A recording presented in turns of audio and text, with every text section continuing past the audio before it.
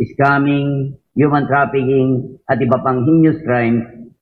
Totoo lang po, wala naman po kaming alam sa mga karumaldumal na krimeng ito unless may magreklamo po sa amin. Hindi po ang mayors, kundi ang PAGCOR ang may regulatory powers sa mga POGO. Ang PAGCOR po ang may visitation powers na nakakapaglabas-masok sa loob ng premise ng mga POGO. Kung naidulog po sa akin na may nangyayaring ganito, ako mismo ang magre-request ng search warrant para pasugin ito. And I condemn and hindi papayagan ng hindi ko po papayagan ng kahit anong krimen, whether sa kapwa kapampangan ko, Pilipino o ibang lahi. Hindi ko po ito tolerate sa aming teritoryo or any forms of human rights violation. I will reiterate, I will stand my position. I'm not protecting POGO or anyone. We granted permit based on documents as legitimate businesses. POGO per se is a legitimate business. It is recognized by law. Lucky South was regulated by PAGCOR. Nakakalungkot po at nakakagigil na ang dapat sanang lehitimong negosyo ay nagamit sa di karapat-dapat na mga gawain. Asahan niyo po na 10 ng aking mga kasama sa munisipyo na kaysa kami na doon lamang kami sa kung ano ang totoo at ano ang tama. Wala po kaming tinatago at itatago. Salamat po sa pagkakataon na binigay ninyo sa amin, Mr. Chair. Salamat po. Manay, we'd like to recognize the presence of our Vice Governor. Opo. Nay, summary lang po. Dito po base po sa mga pagtatanong kanina, ito pong POGO na to, wala naman resolution of no objection galing sa munisipyo.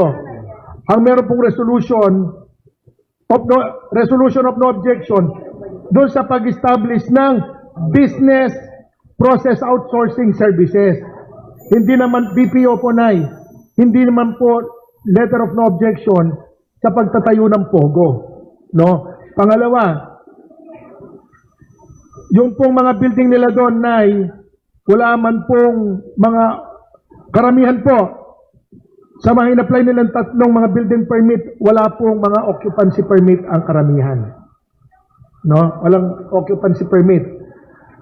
Tapos, Nay, hindi man po, wala man pong application na clearance sa EMB, sa DNR, ang may-ari ng POGO at saka may-ari ng building. Sina Mr. Romero po, sila Corine, sabi niya, kami nga, 1 genset lang, generator lang. Nire-require kami ng EMB. Ito, napakalaki. Hindi man lang nag-apply ng, Nay. Tapos, ang binabayad po sa munisipyo, Nay, 10,000 pesos a year. Tapos po, Nay, sa atin, ang binayad pong amilyar, 4,000 every year. Nay, 4,000. Sa batas po, sinasabi ko naman, binasa ko po kanina, merong obligasyon ang landowner kapag merong pinapagawang improvements na ideklara yon. No, at magdeklara at mag-submit ng deklarasyon. Nay, 10,000. Opo, Nay, 10,000. 4,000 a year, Nay. 2,000, Nay. Opo, Nay. 10 hectares. Na-reclassify po yun, Nay, way back 1988, Nay. Hindi pa po kayo governor, Nay. Nay, 1998 pa po. Hindi po kayo ang governor doon. Nay, silapit po ang governor noon, Nay. Tapos, Nay, nagtataka nga po kami, nagtatanong kami, base po sa regulasyon ng PAGCOR, nangangailangan ng letter of objection, di ba? Tapos, alam ko binabanggit pa doon, kailangan merong mga compliance sa mga national laws. Wala, ang dami pong hindi compliant, walang compliance sa mga batas, pero inisyuhan ng franchise ng PAGCOR. Kaya nagtatanong po kami, Ano yung line of business ng Lucky South? Lucky South nung una po outsourcing. Tapos nung pangalawang application nila, Pogo na. Tapos ang empleyado po nila, nakalista, 2, 4,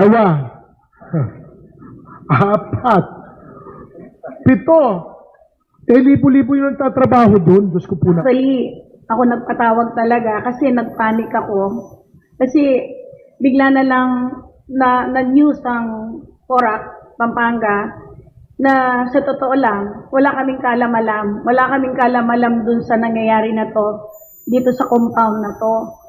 Ang alam namin, malaki ang tiwala namin sa LGU, kay Mayor Jing, na ang LGU, siya talaga ang merong dapat i-report o kung merong mang danger, merong bang bagong business, meron ba talaga siyang investor, dapat inalam sa amin. Pero, di ba, Mayor Jing, wala ka naman sinasabi na may Pogo doon, wala ka naman sinasabi na nag-apply ng BPO doon, at saka wala naman kayong ni-report na merong mga pinagagawang 40 building doon. Bigla na lang kaming nagulat nung nalabas sa news na meron palang mga illegal doon sa loob na yon. So, Mayor Jing, itong mga nalikom na papeles ng board, pwede bang pakisagot mo lang, bakit nangyari na yung business license, kadami-daming mga buildings, kadami-daming mga negosyo nandun sa loob, paano i-justify ng licensing officer na 10,000 lang ang kanyang business permit? Tiningnan nyo kung ano yung negosyo sa loob? Bakit 10,000? Asan yung licensing officer? Wala. Si licensing officer, Glenn, ikaw ang MPDC. Di ba nagko-cooperate kayo sa license nung mga business license? Kayong nagkukwenta kung ano yung pananaw mo, kung ano yung sayo? Nung time na po yon, municipal engineer na po ako. Hindi na po ako yung municipal planning. Hindi, wala ba yung licensing officer mo, Jing? Meron. Asan yung licensing officer? Asan? Ikaw ba yung licensing officer? Vice Gov, opo. Wala pa, hindi po ako yung licensing officer. Kasi nakreate pa lang po, bago pa lang po nakreate yung BPLO ng Porac. So wala talagang item yung licensing officer? Yes po. So ikaw, nag-take over ka kailan? 2017 po, under Treasurer's Office po, clerical. Oo nga, pero 2017, ikaw na yung nagbibigay ng mga business license sa Porac, di ba? Under the Treasurer's Office po, for assessment lang po and clerical. Pero whatever, lahat ng licensing officer under ng treasurer, kayong magko-coordinate dalawa. Sasabihin sa iyo ng planning officer mo, sasabihin ng treasurer mo, ito yung bigay mo na alaga dun sa business license. Conforme dun sa kanyang korporasyon, ano yung tatayin niyang negosyo, di ba? Hindi mo ba in-assess? Bakit ka pumayag na 10,000 pesos lang a year ang ibinigay mong permit sa kanila na ganun lang yung ibayad sa inyo sa Porac? Saan mo binasi yun? Naka-attach po siyang BIR, from BIR na zero income. Tapos, inaano niya po, Your Honor, yung kanyang, dalawa po kasi laging dinadala niya pong business, which is the Whirlwind and Hindi Lucky pwede South yun, po. kasi newly corporation lang siya, so wala pa siyang tax. Kabago-bago na lang create yung corporation na yun. So, depende kung anong ilalagay ng negosyo doon mo ibabase yung business license mo. Hindi yung naka-attach sa BIR. No income pa siya kasi bago pa lang eh. Bago pa lang. Sana tiningnan mo anong negosyo mo, BPO? Anong negosyo mo, Pogo? Kahit na umpisa pa lang, dapat ibase mo na doon yung ibibigay mong business permit sa kanya. Ilang taon mong nilagay yung 10,000 a month, a year, dito sa Santa Cruz Porac na to na negosyo. Ilang years na yung 10,000 a year na business permit? Since 2019, ganun na po. Wala po. 19, hindi mo na binabago. Taon-taon, hindi mo na binabago. Regulatory fees lang po yung nilalagay namin. So, hindi mo na inspection kung ano na yung development, kung ano nangyari sa negosyo nila, kung ano yung binabayad niya sa BIR. Hindi mo na tiningnan yon. Basta, nakapatente na lang sa 10,000 a year. Yun lang. Yes po, kung ano po yung linagay niya po sa kanyang application, Your Honor. Mali kayo doon. Mali kayo doon. Dapat, dapat tinitingnan mo yung... So, karangaliwang magnegosyo kayo basta binili niya, panwalan nyo niya. Di ba? Ano ba yung... Sanay ka ba na maging licensing officer? Sanay ka ba? Anong educational attainment mo? Actually po, hindi po ako naka-detail as a licensing officer, Your Honor. Pero ginagawa mo. Ikaw yung gumagawa ng mga business permit. Binigay po assignment sa akin from treasurer, tapos po, yun po hanggang Kahit ibigay na yung treasurer sa'yo, responsibilidad mo pa rin yung assessment. Hindi yung treasurer ang biniblame mo.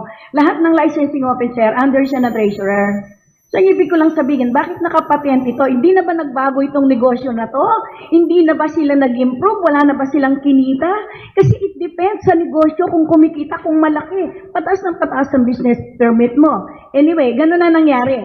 Up to December 2023, 2024, 10,000 a year ang kanilang business license na nirelease mo. Meron kang nirelease na business license ngayong 2024 o hindi ka nag-release ng business permit. sa mayor's office po yung releasing ng business permit. Hindi, sa treasurer kayo, magkasama kayo ng treasurer sa license ng business permit. Hindi si mayor, ikaw ang pumipirma. Pirmahan mo, rinikomenda mo kay mayor, si mayor ang magpipirma, final. Pinirman mo, Jing, 2023, 2024, ang business license, pinirman mo. Opo, 2023 pero 2024. Anong reason mo? Bakit hindi mo pinirma ng 2024? Nasa negative list ng Bureau of Fire. Bureau pa lang, Jing. Mas higit pa kaysa sa reason mo. Yung Bureau of Fire, nag-inspection siya, bakit hindi niya tiningnan ito? Bureau of Fire? Pumasok ba siya? Yun lang ba yung violation? Dapat, pag pumapasok ang ganon, meron kang hinala sa business permit, kaya hindi mo binibigay. Dapat magsama yung licensing officer, magsama ang planning officer, magsama yung Bureau of Fire, magsama yung sanidad mo, magsama yung menro mo, isa kayong grupo. Lalo na confidential ito sa hinala ninyo. Dapat ganon, Jing. Malabo yung meron silang violation doon sa problema doon sa fire. Hindi yun. Napakaliit na reason nun, Jing. Dapat, tinanap mo yon. Ang reason mo, kaya hindi mo siya binigyan ng business permit kasi naghihinala ka. Labas-pasok, madaming tao, maraming building. Isipin mo na may illegal sa loob. Yun ang reason mo. Hindi yung problema dun sa fire protection nila. Hindi yun. Hindi mo nakita yung problema na illegal na marami sa loob. Dapat yan, nilusob nyo, ni-raid nyo. That's why we contact a joint inspection team kaso po na hindi kami pinapasok. Yun na nga yung problema ngayon eh.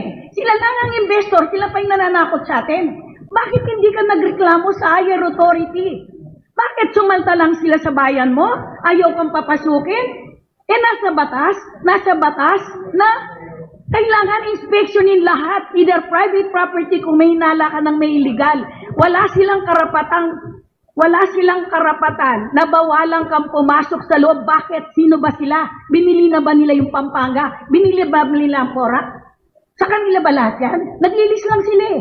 Investor lang sila eh. Bakit mo pinabayaan hindi ka papasukin? Kaya ngayon tayo napupuruan. Tayo nagkakaproblema. Never kayong matakot sa mga investor. Never kayong katakutan sila. Bakit? Sumanta lang sila dito eh. Tapos tayo matatakot? Sana nagsumbong ka. Sana pinaalam mo sa amin para nagsumbong tayo sa higher up. Hindi na nagtagal yan. Opo.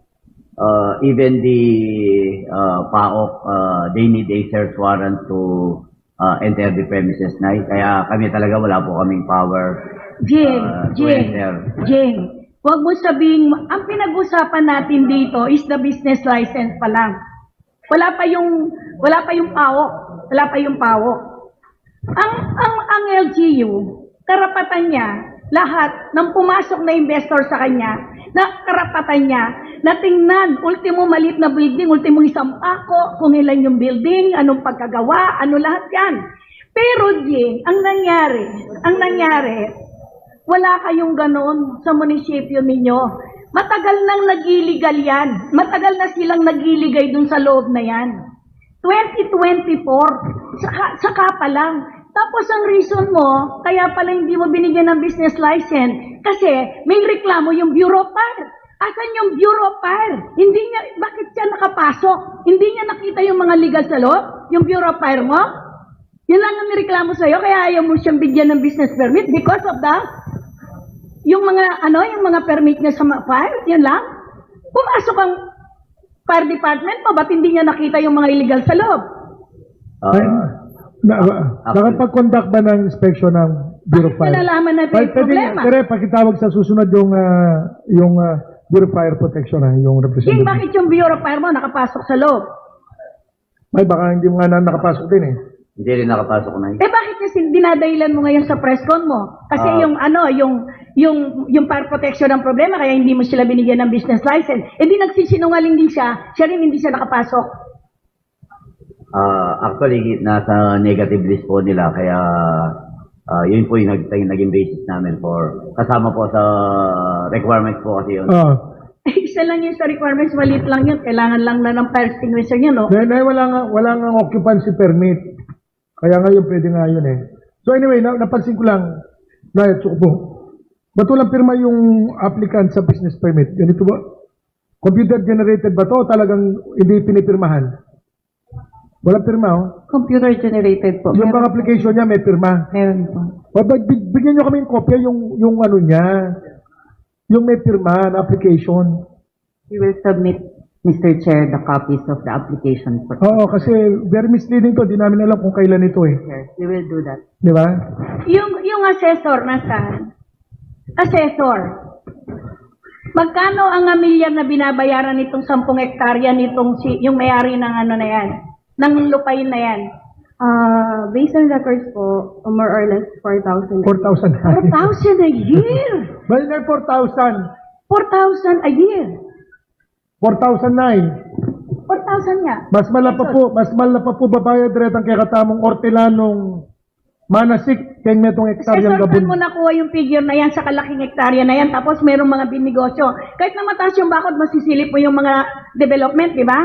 4,000 siya. Noong una pa, hindi pa ako governor, meron ng golf course yan. Meron ng hotel. Since pa noon, hindi ka nagbago, 4,000 pa rin ang amilyar na binabayad sa'yo, hindi ka nagreklamo, hindi ka nangangal, hindi kayo nag-tax mapping doon, hindi kayo nag-imbestiga.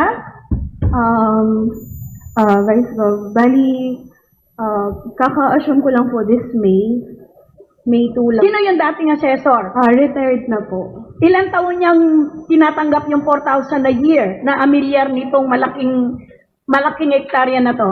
Since 1998 na eh. Wala nang pagbabago. Ikaw, provincial assessor, nakapatente rin ba yan? Nakapatente rin ba yung amilyar na yan? Opo, Nay, 20 parehas po. years, 12 years, ganun na rin? 4,000, wala nang pagbabago? Parehas po yung record po natin sa province at sa assessor. Hindi ka nagreklamo, ba't hindi mo tiningnan? Nasilip mo naman yung development para ng BDC yun.